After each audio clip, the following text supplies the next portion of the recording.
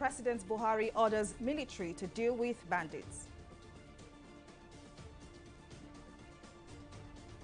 NAS leadership meets President Buhari.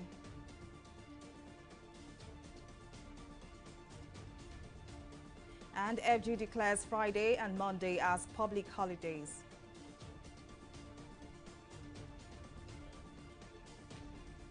Glad to have you here on News Now. I am Fola Shadi Ogrinde. President Muhammadu Buhari has left the country for the United Kingdom for medical checkup. The president took off from the presidential wing of the Nnamdi Azikiwe International Airport in Abuja on Tuesday afternoon. The president did not go for a medical checkup throughout the year 2020 due to the outbreak of the coronavirus pandemic. The president's aides said the checkup is a normal routine and Nigerians have no reason to be bothered as the president is in good shape. Since the president came back in August 2017 from his medical vacation then, his health has held on very well. Last year it's doubtful whether he went out. So if it is time to do it now, then it's time to do it. We believe that as he's going now, he will do all the necessary checks and everything will be all right and he will be back within the second week of April. When it has to do with health, we can presume there is nobody who can say he is 100% healthy. If there's anybody like that, he should stand up to be counted. Somebody who says, I don't need checkup, I don't need anybody to look at my health, I am perfect from head to toe. That person should then stand up to be counted.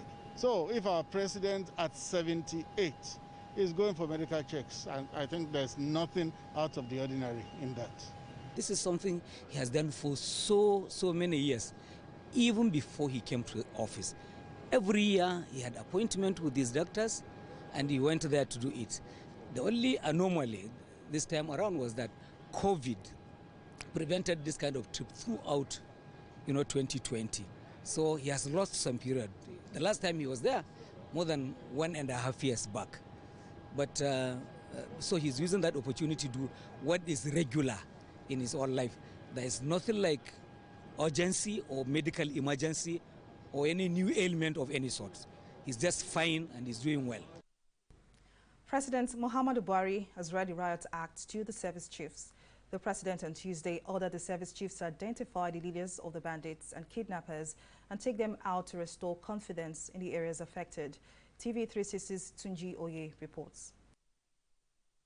Find them and deal with them. That is the marching order given by the Commander-in-Chief of the Armed Forces to his troop. Nigeria service chiefs now has an order to deal decisively with bandits and terrorists, reaffirm the integrity of the military and give hope of safety to Nigerians.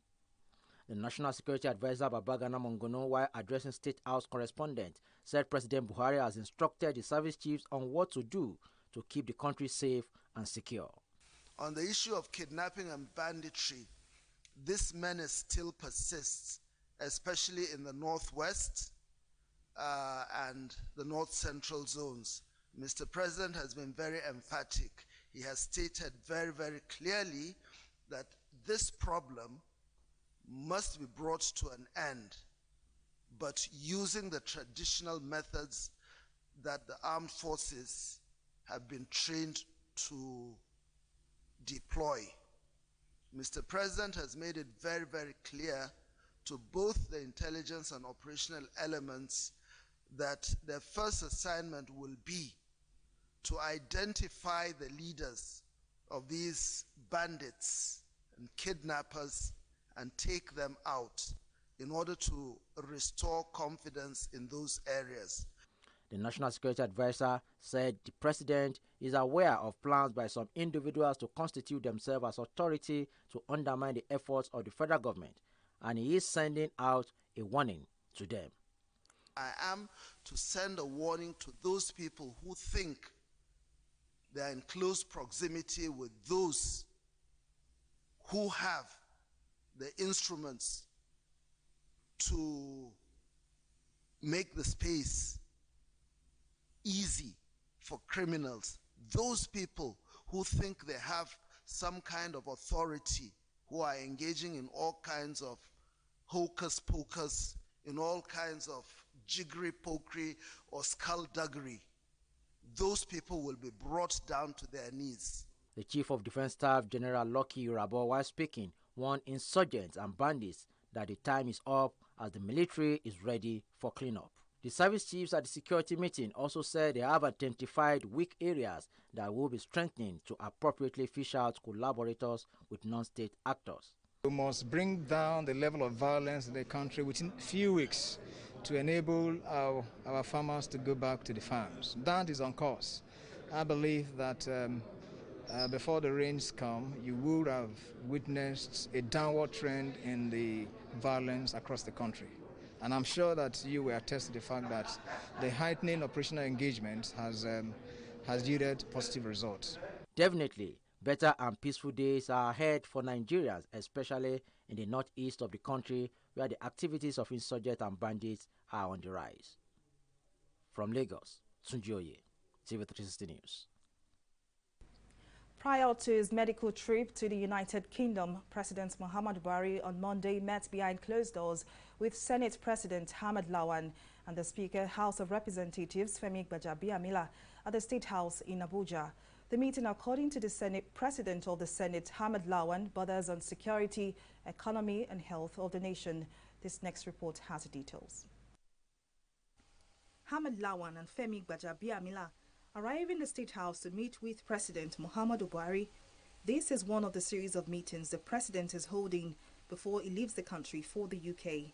After the meeting, the Senate President Ahmed Lawan told State House correspondents that they deliberated on crucial national issues, which is aimed at stabilizing the country and repositioning the economy for the better.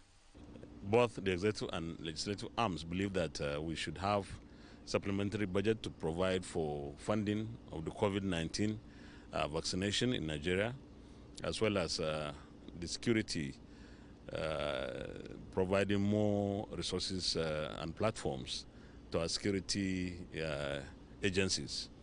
And today, I'm sure in Nigeria there are no more grave issues than COVID-19 and the security situation in the country. And I want to take this opportunity to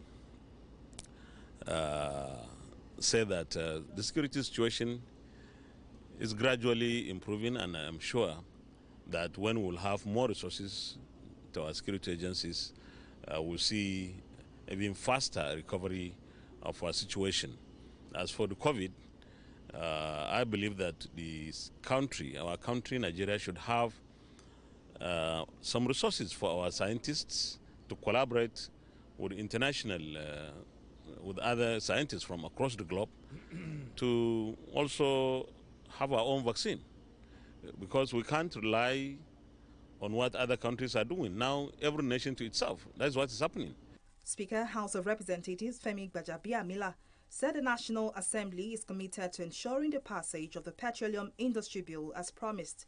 He also said the lawmakers are collaborating with security agencies to see how best to tackle insecurity in the country. On the PIB, the Senate President has covered the ground, or covered the field, like we say. We made a commitment to the Nigerian people, and that commitment is end of April. Well, so far so good. The new service chiefs have hit the ground running, from what I can see, from what I can. They were screened, and they were screened very thoroughly, very thoroughly, and very vigorously. And they come with high pedigree, and it's not taking anything away from the old ones, the ones that left. It's just that sometimes when things happen, you just need a breath of fresh air. You just need new ideas, and that's what we did, and that's what the president did as well. The National Assembly leaders expressed the readiness of both chambers to support the executive in finding solutions to the country's lingering national issues. Folashade Ogrinde, TV360 News. Chairman of the Nigeria Governors Forum, Kayode Fayemi, says governors are not against autonomy for state legislators and judiciary, which the Parliamentary Association of Nigeria is demanding. The association had gone on strike nationwide, demanding that President Buhari's Order 10, which grants independence to state legislators and judiciary, be implemented by the state governors. Fayemi, while speaking with journalists after the meeting with President Muhammadu Buhari, says the governors are ready to make the necessary change. Buji Matomi reports. These are members of the Parliamentary Association of Nigeria at a protest a few weeks ago. They are asking governors to implement the autonomy granted to the State House of Assembly and the judiciary by the President. The association has since directed its members across the country to down tools. There have been allegations against state governors that they are not willing to grant autonomy to the legislature and judiciary. Governor Fayemi, in his capacity as the chairman of the Nigeria's Governors Forum, explains the situation, saying the governors are not against the autonomy. We were only discussing details, and that the principle itself was not in contention, that governors agree and are indeed very supportive of autonomy to the legislature and the judiciary. But what we were working out was the framework. What we objected to at the time, and we made it clear to you too, which was what led to the intervention of Mr. President, that the Chief of Staff should coordinate an exit from that logjam, was that we felt that these were issues that were constitutional in nature, and we really did not need an executive order for us to achieve the collective wish of the President as well as the governors. Fayemi, who also spoke on insecurity, farmers and herders clashes, and other issues in the polity, said this is a trying period for Nigeria and citizens should be ready to support the government to succeed. For us, it's no use giving just verbal assurances. Farmers need to see concrete action on the ground, dedicated to protecting them in doing their business. And that's why majority of our states are very focused on the National Livestock Transformation Plan, NLTP, that would at least confine those who want to graze their cattle to a dedicated space, rather than roaming around and destroying crops, which then results in the kind of conflicts that we've had between farmers and herders. That's the primary way that we intend to reassure farmers. Fayemi said with the cooperation of all, many of the challenges facing the country will be resolved without tension. Mojisola Matomi, TV360 Lagos. The federal government has declared Friday the 2nd and Monday the 5th of April as public holidays to mark this year's Easter celebration. The Minister of Interior, Rauf Aregbesola, made a declaration in a statement signed by the Director of Press in the ministry, Mohammed Manga. He urged Christians to emulate the attributes of forbearance, forgiveness, kindness, humility, love, peace and patience, which were demonstrated by Jesus Christ. Aregbesola called on them to use the occasion of this year's Easter celebration to pray for the peace, unity and progress of the country. The minister showed that the government would leave no stone unturned in dealing decisively with the spate of kidnapping, armed banditry and other crimes and criminality being perpetrated by enemies of Nigeria.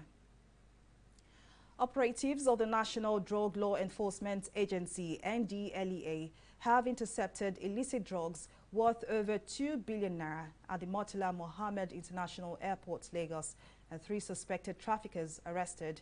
One of the suspects, Anede Chimeze Bright, was arrested during the outward clearance of passengers with 7.1 kilograms of methamphetamine carefully concealed in food spices and packed in a Swiss polo suitcase. The illicit substance was bound for Spain with street value of over 2 billion naira.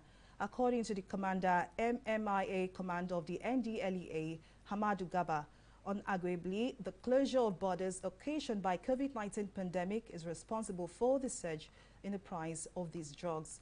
Gaba said, for instance, the price of meth in Australia had increased from $200 to $600 per gram due to supply cuts, hence the desperation by the traffickers and barons alike. The commander equally intercepted one Bamidele Babatunde Adeyemo at Sako Export Shed, of the airport with 800 grams of cannabis sativa, while operatives also seized 19.950 kilograms of green leaves suspected to be cut.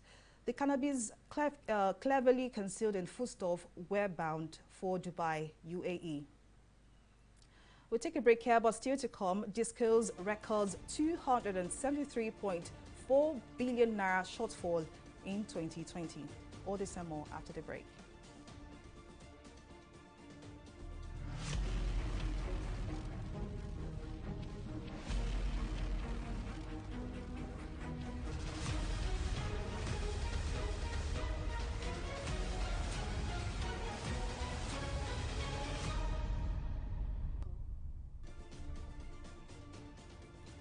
Now let's take a recap of some of our top stories.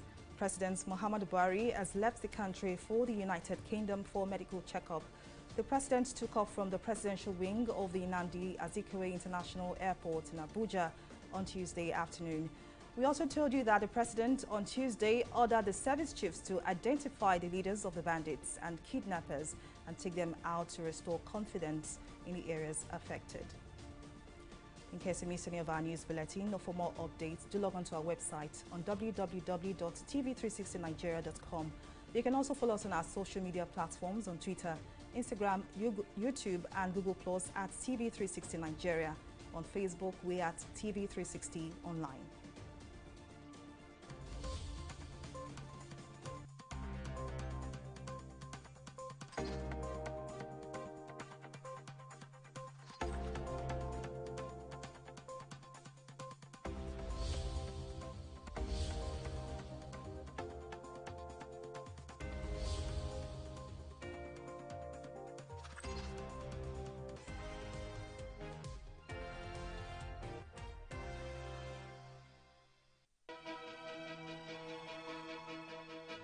Opinions are free, facts are sacred, but truth is universal.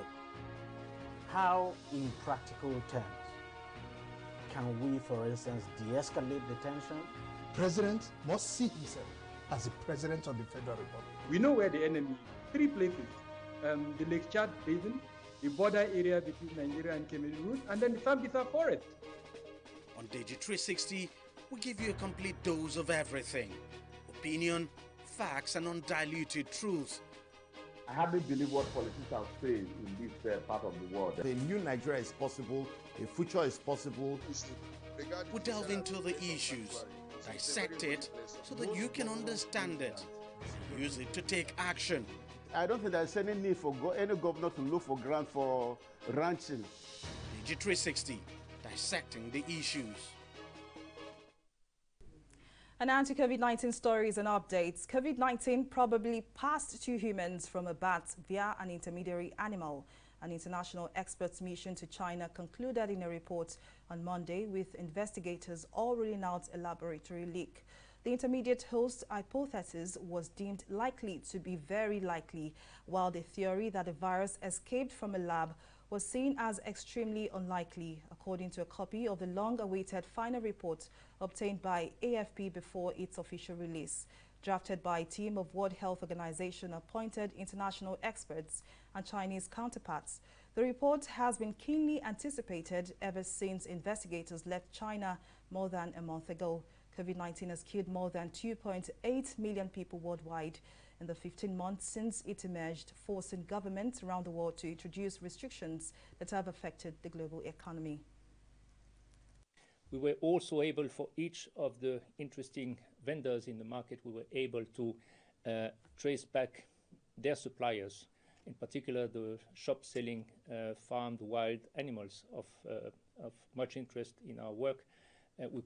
We could detect or identify the suppliers they were using all the way back to the farms, providing and raising these animals in different provinces of the country, and in particular in some provinces where we know that bat population of interest are also there. So clearly pointing into interesting new studies to be conducted in the coming months. So we have managed to come quite far with the joint work, And you have to remember this is based on 28 days of international travel to Wuhan, of which only 2 weeks, 14 days, were working actually jointly together in the various teams and in the entire team.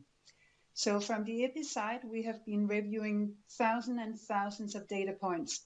We have reviewed data points of respiratory surveillance data. We have reviewed data points of mortality data. We have looked at pharmaceutical data.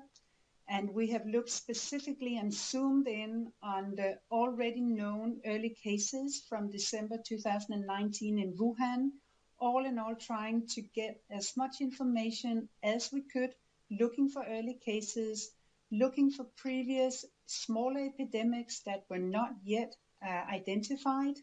We have really scrutinized the respiratory data, and so far we have not been able to document any substantial transmission of SARS coronavirus in the months preceding the outbreak in December.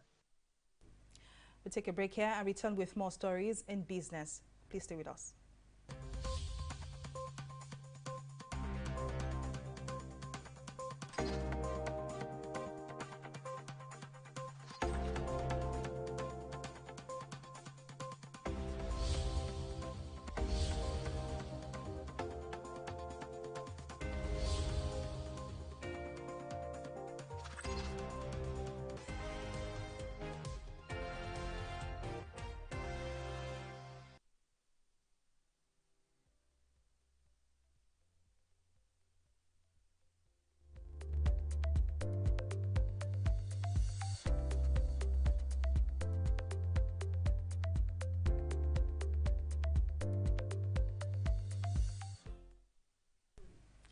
Welcome back. Well, up next is business stories and stock market review with Abisola Adebayo. Thank you very much, Folashade. Welcome to Business News. The 11 electricity distribution companies across Nigeria recorded a shortfall of 273.42 billion naira in 2020. According to the Electricity Regulatory Commission, NERC's 2020 financial report, the DISCOs received a total of 542.73 billion naira out of 816.15 billion naira they billed their consumers. This is an increase of 42.46 billion naira from the total of 230.96 billion naira shortfall recorded in 2019. Findings also revealed that the amount the DISCOs generated from their consumers in 2020 increased by 55.49 billion naira from the 487.24 billion naira recorded in 2019. We'll take a break here and return with stock market review.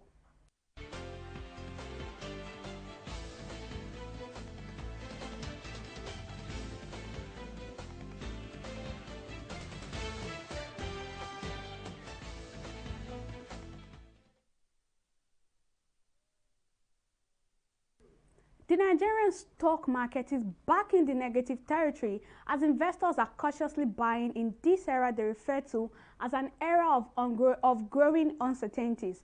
At the close of trading today, the market recorded a total loss of 0.57% to close at 39.267 basis points. Similarly, market capitalization right here also lose over 119 billion naira to close today at 20.544 trillion naira. Moving on now to our losers list, the market performance was affected by strong losses in the financial services sector as Regalins and Prestige tops our losers list today. Moving on, the other losers that we have on our list today, Dara Communications and ETI with their equities equally feel the best to a new day of losses, recording a combined 27 kobo loss. On the flip side, however, that's our gainers list. Livestock and Cordville topped our gainers list with a combined increase of 19 kobo rather. Our other gainers today on the floor of the stock market is MPF Microfinance and Cornest. They completed our list of top 4 gainers. Our market summary, we can see that a total volume right here, market summary, a total volume of 336 million shares worth 3 billion naira exchange hands in 4,394 deals. However, on the global market today, the FTSE, the Nikkei, and the Dow Jones. The FTSE London stocks is in the positive territory as worries over the implication of a U.S. hedge fund's blow-up begin to dissipate on global markets. The Archegos hedge fund in the U.S. was forced to sell a raft of stocks after being caught out with too much debt after the shares fell last week. This actually affected the FTSE yesterday, that it actually ended in the reds in previous session. The Dow Jones, however, it traded lower today, just like the previous session, as Treasury yields jumped to new high. Today, it's recording a 0.43% decline, but Japan stocks Nikkei extended its winning streak to 4 sessions today, despite being pushed down by selling of stocks that went ex-dividend. It's recording a 0.16% gain. That's all on Stock Market Review. It's back to Folashade for the rest of the news. Thank you very much, Abisola. Move on now to the foreign scene, where Turkish prosecutors on Tuesday ordered the detention of a total of 218 suspects over the alleged links to a network behind a failed coup in 2016. Anti-terror teams and police forces launched simultaneous operations in 25 provinces to catch 115 people, including soldiers on active duty, upon the order of Istanbul prosecutors, the state-run agency said. 66 people have been detained so far, and the operations were underway to capture the rest. It added, the Turkish government blames Gulen and his network for masterminding the coup bid in July 2016, in which 250 people were killed. Well, up next is entertainment reports.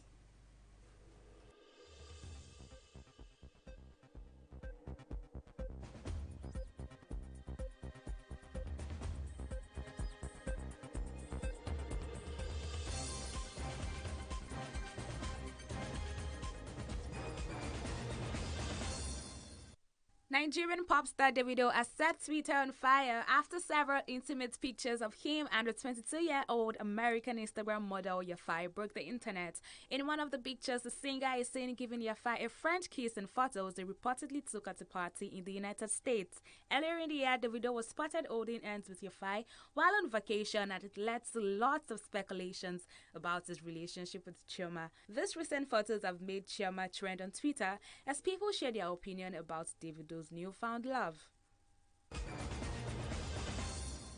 Nigerian singer-songwriter Sinach, who is also one of the top 10 most subscribed artists in Africa on YouTube, will treat viewers to a celebration of joy and freedom during a 60-minute live stream on a YouTube channel on Easter Sunday. Commenting on the initiative, Sinach says such an opportunity will help her connect with friends. The global star promises to bring an uplifting message of love, healing, and hope through music during this Easter celebration. Basking in the successful release of his last single, Rush, with Dangbana Republic, fast-rising music star and songwriter Akínbíyì Ahmed, well known as Bella Shmurda, has dropped a new single titled World that shows his artistic and conscious side. And that is all that we have for you in the entertainment segment of News Now.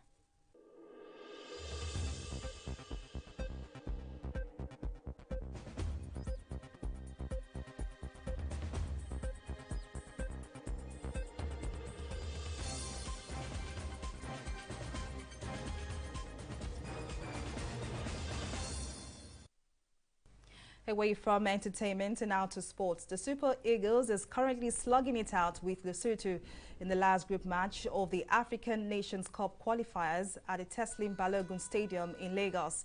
The Eagles are leading 2-0, though the Eagles have qualified for the tournament, which will come up in Cameroon in 2022 after beating Benin Republic 1-0 a few days ago. I'm joined now by Mudashiru Shitu, who joins me via Skype for a brief analysis of the match. Thank you very much, Mudashiru, for joining us on News Now. It looks like this, the set of Eagles are young and hungry for trophies, considering their match in Benin Republic and the one going on now. Currently, Nigeria is leading by two scores. Tell us, how did you feel seeing Nigeria advance in this critical match?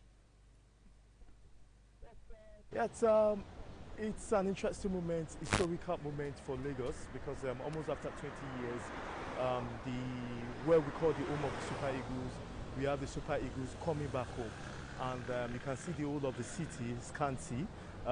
Most of people around are within the vicinity of the National Stadium, the Testing Balogun Stadium. And talking about hungry and young, that's properly the right word to use, looking at what they did against Benin Republic and also coming back home, winning 2-0. The match is still ongoing. We think that the future is bright for the Super Eagles. So all things are working. We've not lost any match in the group stage. So it's good for Ghana Joy, it's good for the Super Eagles and the city of Lagos. Yeah, we certainly hope that Nigeria wins this very critical game. But thank you very much, Mudashiru, for joining us on News Now. And it's a wrap on our package. Thank you for watching. I am Fola Shadi Ogrinde.